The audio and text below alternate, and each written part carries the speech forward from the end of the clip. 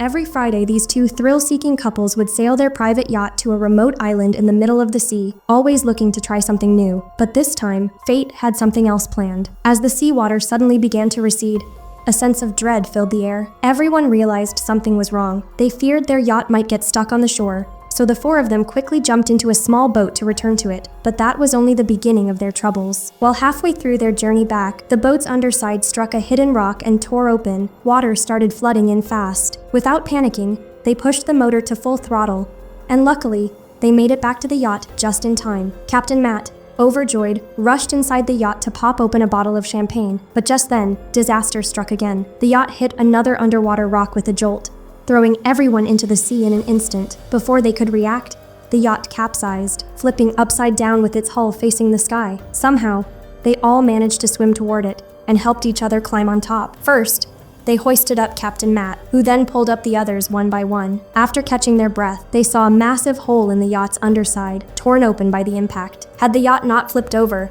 they all would have sunk with it. Now they were left wondering, was this bizarre twist of fate a blessing or a curse? For the moment, their lives were spared, but out in the vast open ocean, surviving was still a huge question mark. That's when Captain Matt took the lead. Using his watch and the sun's position, he figured out their direction. He estimated they hadn't drifted far. If they swam north, they could reach the island in about 30 minutes. The island might not have supplies, but it was better than this overturned yacht. Just as everyone began to regain hope, one of the sailors shouted, "I'd rather die than go back into that water." He had fished in these waters before, and he knew it was shark territory. Anyone diving in carelessly could either die from exhaustion or end up shark bait. This revelation crushed their spirits once again, but Captain Matt held his ground. Despite everyone's fear, he returned inside the yacht and came out with a floating pad and some diving suits. Even if no one joined him, he had made up his mind. He would at least try to survive. He handed each person a suit and told them his plan. They would swim north toward land. But then, something unexpected happened. Matt's girlfriend refused to go. He tried to convince her, saying there was land up north, but when he saw her resolve, he didn't push further. Heartbroken but determined, he jumped into the water with his friend and his girlfriend, and the three of them began swimming north. Though surrounded by deep, endless sea, their will to live was stronger than their fear. But they hadn't gotten far when Lisa,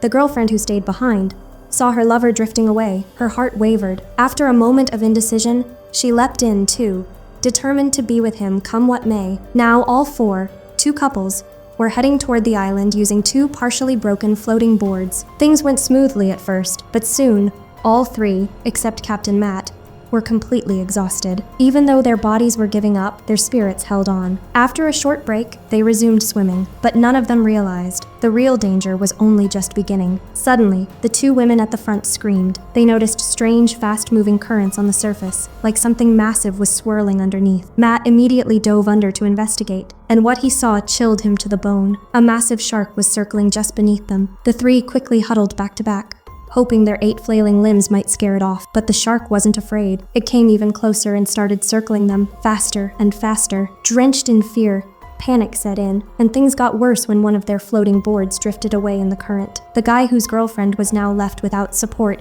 immediately swam toward the board to save her. But fate had something else in store. Just as he grabbed the board, the shark lunged. Before their eyes, it devoured him whole. The others were frozen, devastated, but there was no time to mourn. They knew they'd be next if they didn't act fast. Now, only 3 were left. 1 man, 2 women. They floated there, hopeless and drained. Just when they were about to give up, they spotted land on the horizon. A glimmer of hope sparked within them, and they began paddling toward it with every ounce of strength left. But the shore was still far off. Weary and weak, they spotted a small rock formation and stopped to rest. After catching their breath, they resumed. But then, something terrifying happened again. They saw a fin in the water. The man dove under to check. Was it a shark? No. Relief. It was just a dolphin. The tension eased a bit, and they resumed swimming. But then, the woman saw another fin. The man dove down again, but before he could react, he saw the horror unfold.